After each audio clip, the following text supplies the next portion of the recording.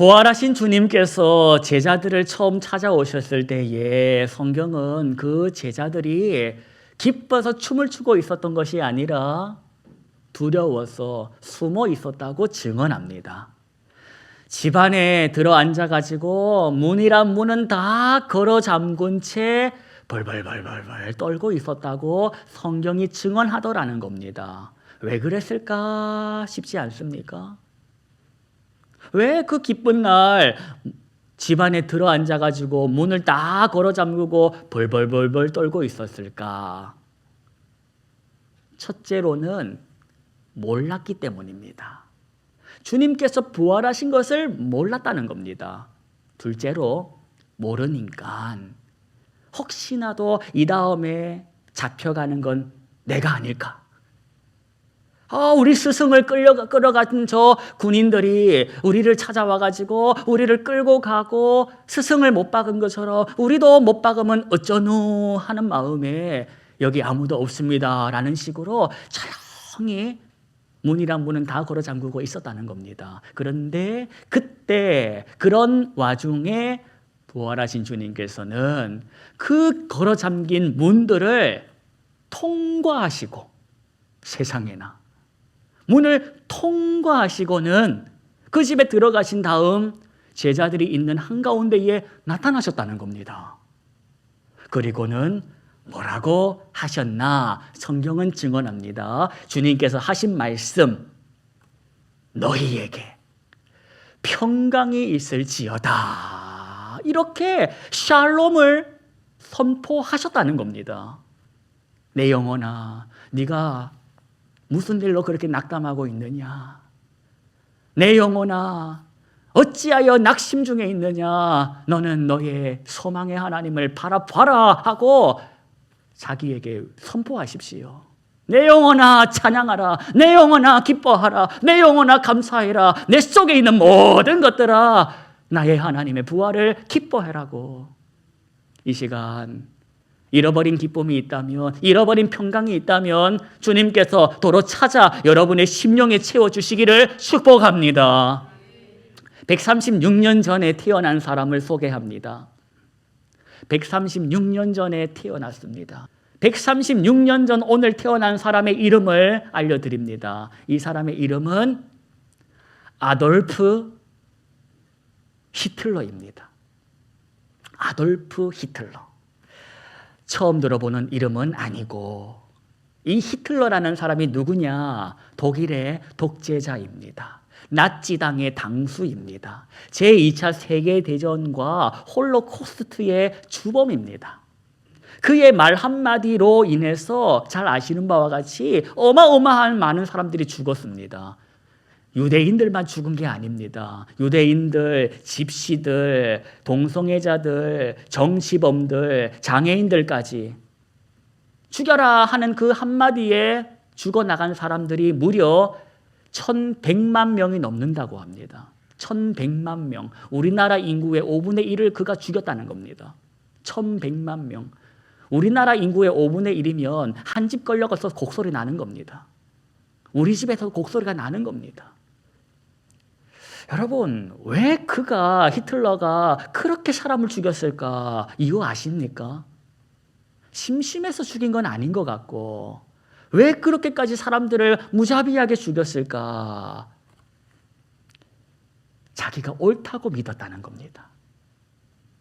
내가 하는 일이, 이 일이, 저들을 죽이고자 하는 일이 맞다고 확신했다는 겁니다. 나는 틀리지 않아. 내 판단이 맞아. 라고 주장했다는 겁니다. 틀린 거는 내가 아니고 누구냐? 내 일에 반대하는 너가 뭘 안다고 그래? 하면서 자기 뜻에 반하는 모든 사람들을 숙청하고 지 뜻대로 밀어붙였다는 겁니다. 나라 경제가 왜 이 모양인지 아냐? 저 유대인들 자본가들이 장난쳐서 저런 거야. 저들이 뒤에서 돈줄을 쥐어잡고 있으니 이 나라 경제가 이 모양인 거야. 나라의 질서가 왜 어지러운 줄 알아? 저 범죄자들이 설치고 다니니까 저런 거야. 나라의 세금이 장애인들에게 다 쓰이고 있으니 세금이 아깝다라는 겁니다. 왜 인구가 늘지 않을까 봤더니 저들이 보니까 지들끼리 사랑하고 있어. 저 동성애자들 때문이네. 그래서 자기 생각에 반하는 모든 사람들을 자기가 저들 때문이야, 저들은 다 없어져야 할 사람들이야 해서 씨를 말렸다는 겁니다. 여러분, 그거 압니까? 사람들은 누군가에게 답을 듣고 싶어 합니다. 특별히 어지럽고 어렵고 고단한 인생 시절에는 더더욱 답을 듣고 싶어 합니다. 그때 히틀러가 나타나가지고 사람들에게 하는 말이 이건 이 때문이야. 저건 저 때문이야. 그러니 이건 이렇게, 저건 저렇게 해야 돼. 하니 사람들이 속이 시원하다는 겁니다. 드디어 나타나셨군요. 우리를 바른 길로 인도할 인도자요. 궁금한 것마다 이건 이렇게 해, 저건 저렇게 해 답을 내려주니까 사람들이 다 박수치며 따라갔다는 겁니다. 그런데 여러분, 히틀러가 가르쳐준 답은 정답이 아니었다는 겁니다. 그의 답은 정답이 아니었다는 겁니다. 그러면 정답이 아니면 뭡니까? 오답이었다는 겁니다. 틀렸다. 그 말을 따랐더니, 그가 하라는 대로 살았더니 세상이 어떻게 됐냐? 경제는 더 파탄나 버렸습니다. 경제 거렸는데 경제가 박살이 나버리고, 인구가 없다고 했더니 젊은이들 다 전쟁터에 끌고 가가지고 가서 죽고 다치는 바람에 인구는 대폭 줄고, 가서 손 하나 팔 하나 없이 나타나다 보니까 나라의 장애인들은 넘쳐나고, 이 한 사람의 잘못된 판단으로 인해 가지고 일상이 범죄가 되어버린 것입니다. 나치당의 그 상징 기호를 여러분 아십니까? 히틀러의 나치당의 상징. 그 히틀러의 나치당이 깃발에 새겼던 그 마크. 요렇게 생긴 거 아십니까? 요렇게 생긴 거. 요게 뭐냐면, 요게 독일 말로 하켄크로이츠라고 합니다. 하켄크로이츠. 하켄이라는 말이 갈고리라는 독일 말이고, 크로이츠가 크로스, 십자가를 말하는 겁니다. 그래서 하켄크로이츠는 갈고리 십자가라는 뜻입니다. 히틀러가 나치당을 이제 창설하고 그 나치당의 상징을 하켄크로이츠로 이렇게 새겨놨는데, 그 당시 이 하켄크로이츠 갈고리 십자가, 우리말로 하면 이 한자로 만자, 이게 가진 의미가 뭐였냐? 고대로부터 이 문양이 내려왔는데, 고대로부터 이 문양에 담긴 의미는 생명과 축복이었습니다. 좋은 의미였다는 겁니다. 생명과 축복. 고대로부터 이 문양이 생명과 축복을 의미한다라고 사람들이 써왔다는 겁니다. 그런데 그 좋은 의미가 그 한 사람으로 인해 가지고 지금 어떻게 되었습니까? 그거 들고 나가면 잡혀갑니다. 유럽에 가보십시오. 그거 들고 나가면 잡혀갑니다. 축복과 생명의 상징이 지금은 사망과 저주의 상징이 되어 버렸다는 겁니다. 그런가 하면 우리가 잘 아는 이거, 십자가. 이 십자가는 처음에는 죽음과 저주의 상징이었습니다. 이 십자가는 죽음과 저주의 상징이었습니다. 그런데 이 저주와 죽음의 상징이 지금은 뭐가 되었습니까? 생명과 부활이 된 겁니다. 누구 때문입니까? 예수님. 예수님 한 사람으로 인하여 죽음이 생명으로, 저주가 축복이 되었다는 겁니다. 그 예수님이 저주의 십자가에서 만약 죽고 살아나지 않았다면, 부활하지 않았다면 여전히 저주의 십자가로 끝났을 겁니다. 생전에 예수님이 하신 말들은 다 거짓이요, 뻥이요, 과장이요, 말도 안 되는 소리. 그런데 그 말도 안 되는 소리를 하신 예수가 죽었다가 다시 살아났습니다. 이건 무슨 뜻입니까? 그의 말이 틀리지 않았다라는 겁니다. 이게 말이 돼? 이게 말이 돼? 이렇게 살면 살아갈 수 있어? 했던 그 소리들이 뻥이 아니었다는 겁니다. 하나님 아버지께서 죽은 예수를 살리심으로, 사람들아, 예수가 선포했던 모든 말은 진짜야 라고 도장 찍어주신 사건이 부활의 사건이라는 겁니다. 여러분, 예수의 부활의 사건이 그래서 기독교의 가장 중요한 사건이요, 진리라는 것입니다. 그러니 오늘 어찌 우리가 맹숭맹숭 앉아서 예배하겠습니까? 기뻐하면서 예배해야지. 만약에 기뻐하지 못하는 사람이 있다면 몰라서 그런 겁니다. 모르니까. 엉겹결에 끌려왔으니까. 예수님이 사망 권세를 이기시고 다시 살아나신 것을 모르니까 안 기뻐하지. 알면 가만히 있을 수가 없는 겁니다. 막달라 마리아가 부활을 몰랐습니다. 예수님이 십자가에 달려 죽은 것은 알았지만 다시 살아나신 것은 몰랐다는 겁니다. 그래서 기뻐하지 못하고 울면서 어디를 찾아갔냐 하니 예수님 무덤을 찾아간 겁니다. 그런데 갔더니 무덤 문은 열려 있고 있어야 할 예수님의 시체는 보이지 않고, 그러니 어떤 생각을 합니까? 살아나셨다라는 생각을 하지 않고 누가 손을 댔구나, 도둑이 들었구나, 그래서 예수님을 그렇게 무덤을 회파했구나 라고 생각한 겁니다. 여러분, 그런데 기가 막혀서 그렇게 울고 있었던 마리아의 눈에 들어온 것이 있었습니다. 뭐가 들어왔냐? 오늘 본문을 통해 확인합시다. 12절 말씀은 함께 읽겠습니다. 흰 옷 입은 두 천사가 예수의 시체 뉘었던 곳에 하나는 머리편에 하나는 발편에 앉았더라. 뭘 봤답니까? 귀신을 봤습니까? 천사를 본 겁니다. 흰 옷을 입은 두 천사가 하나는 어디에? 하나는 또 어디에? 그리고 있었다는 겁니다. 여러분, 이게 템플 테올로지라는 성전 신학적인 개념으로 이 본문을 해석하면 이렇게 해석이 됩니다. 지금부터 제가 잠깐 언급해드릴 이 내용은 조금 어려운 내용일 수가 있으니 감안하고 들으십시오. 성전 신학적인 관점에서 이 그림을 어떻게 보냐면, 예수님의 몸을 중심으로 두 천사가 하나는 머리에 하나는 발에 그리고 서로 마주보고 있었다 하지 않습니까? 이거는 구름 날개 사이에 임하시는 하나님, 즉 구름 날개 사이로 완성된 지성소 그림이라는 겁니다. 지성소가 완성되었고 지성소를 향하는 문이, 무덤의 문이 닫혀 있지 않고 열려 있었다라는 것과 예수님께서 그 문 밖에 계셨다라는 것은 누구든지 이제 예수를 통하여 지성소로 들어갈 수 있다라는 그러한 신학적으로 해석이 가능합니다. 어려운 건 여기까지 하고, 그때 마리아가 뒤를 돌아봤다고 합니다.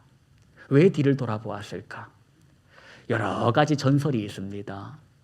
마리아가 천사를 바라보다가 뒤를 돌아본 그 배경 중에 하나, 천사가 손가락질을 했다는 겁니다. 저기. 그러니까 다하게 돌아본 거 아니겠습니까? 또는 천사가 예수님하고 눈이 마주치는 걸 보았다는 겁니다. 그래서 뒤를 돌아보았다. 모르겠지만 뒤를 돌아본 겁니다. 돌아보니 누가 서 있었다? 그런데 알아봤답니까? 못 알아봤답니까? 못 알아보았다는 겁니다. 못 알아보고 나타난 이 사람에게 하는 말이, 당신이 혹시 여기에 있었던 예수님 가져갔습니까?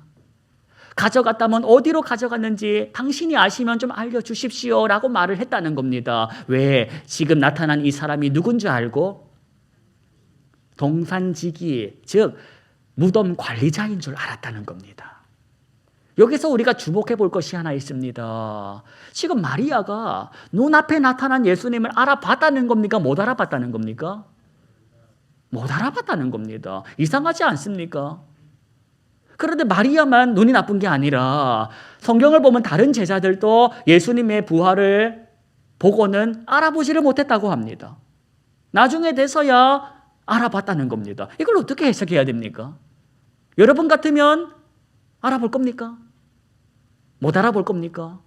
계속 못 알아볼 겁니까? 이게 의미하는 게 뭐냐? 이게 바로 신앙이라는 겁니다. 신앙. 이게 바로 신앙의 세계라는 겁니다. 내가 예수님을 알아보는 것, 그래서 그 예수님을 나의 주님으로 고백하는 것, 그 주님을 따라 사는 것, 그 시작이 내 의지에 달려있는 게 아니라는 겁니다. 내 의지에 달려 있었으면 20년 전에 친구 따라 교회 갔을 때 그때 예수님 알아봐야지. 실컷 내 마음대로 살다가 내 인생 운전하고 가다가 들이받고 나서야 뒤집어진 다음에 하나님 하고 찾아온 이유가 뭡니까? 그때는 알아보지를 못했다는 겁니다. 신앙의 세계가 그런 겁니다. 신앙의 시작과 신앙의 마침은 네 시력에 달려있는 게 아니야. 네 시력도 너의 실력도 아니야. 하나님의 은총에 있다라는 것을 보여주는 대목인 겁니다. 고린도전서 12장 3절 말씀을 읽어드립니다. 성령으로 아니하고는 누구든지 예수를 주라고 말할 수가 없다고. 내가 예수님을 향하여 주님이라고 하는 것은 내 안에 누가 계시는 증거다? 성령님이 계시는 증거라는 겁니다. 오늘 성경 보니까 하나님이신 예수께서 먼저 마리아의 이름을 부르십니다. 마리아야. 그러자 그때 마리아가 예수님을 어쨌다? 띠용 하고 눈이 열리고 알아봤다는 겁니다. 그리고는 예수님을 어쨌답니까? 가지 말라고 부여잡았다는 겁니다. 나 이제 예수님 드디어 찾았으니 잃어버리지 않을 거야. 내가 새벽부터 예수님을 찾았는데 드디어 찾았어라는 심정으로 그분을 붙잡았다는 겁니다. 그때 예수님께서 마리아에게 하신 말씀, 이게 그냥 한번 읽으면 이해가 안 됩니다. 이게 예수님이 하신 말씀이 뭐냐? 나 어디 가지 않아. 마리아야, 나 이제 말없이 어디 가지 않을 테니 걱정하지 마. 이런 뜻입니다. 마리아야, 갑자기 내가 사라지지 않을 테니 걱정하지 마. 이제 그런 일은 없어. 날 놓아도 괜찮아. 라는 뜻입니다. 그러면서 마리아에게 해야 할 일을 알려줍니다. 뭐라고 하시냐? 너는부터 우리 같이 함께 읽겠습니다. 너는 내 형제들에게 가서 이르되 내가 내 아버지 곧 너희 아버지 내 하나님 곧 너희 하나님께로 올라간다 하라 하시니. 이렇게 말하자 마리아 그 말을 듣고 어쨌습니까? 제자들에게 갔다는 겁니다. 그리고 제자들에게 뭐라고 해줬답니까? 내가 누구 봤다? 주를 보았다는 겁니다. 그리고 주님께서 자기에게 일러주신 그 말들을 그대로 전했다는 겁니다. 이게 언제 있었던 사건입니까? 첫 번째 부활주일 아침. 첫 번째 부활주일 아침에 있었던 사건이었다는 겁니다. 그리고 그 첫 번째 부활주일로부터 2000여 년의 시간이 지나가지고 오늘이 되었다는 겁니다. 그 길고 긴 세월 동안에 수많은 막달라 마리아들이 있었음을 기억하십시오. 내가 주를 보았다. 주님 부활하셨다라고 그 소식을 전해준 수많은 막달라 마리아들, 2000여 년의 세월 동안에 그 소식이 끊어지지 않고 전해준 막달라 마리아들. 여러분, 그 길고 긴 세월 동안 끊어지지 않고 그 소식을 전해준 그리스도인들이 있었음을 기억하시고 이제는 저와 여러분 차례라는 것을 기억하십시오.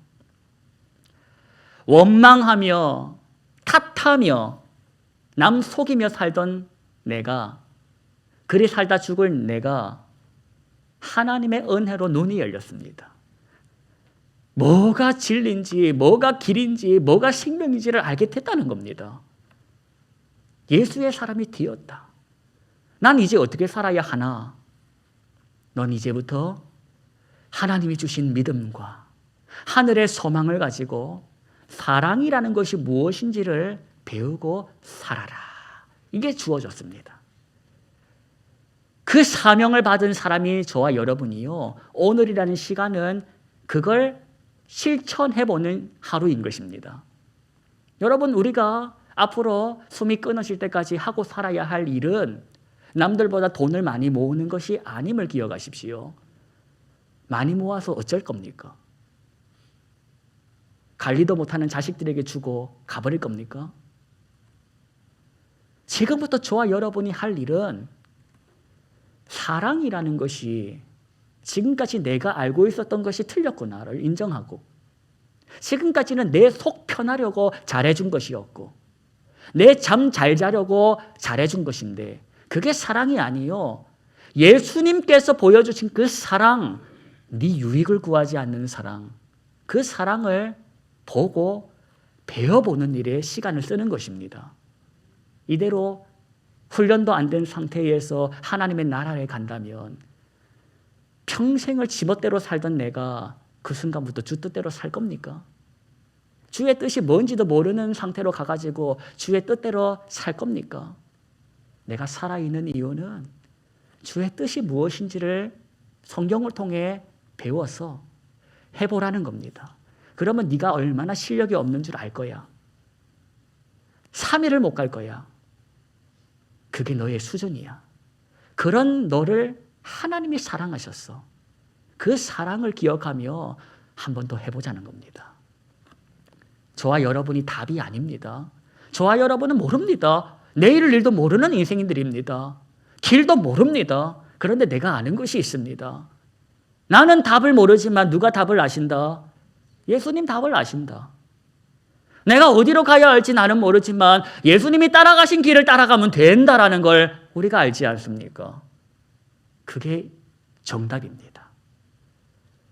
히틀러가 주장했던 것이 정답이 아니라 예수님께서 걸어가신 그 길이 길이요, 진리요, 답이라는 것입니다.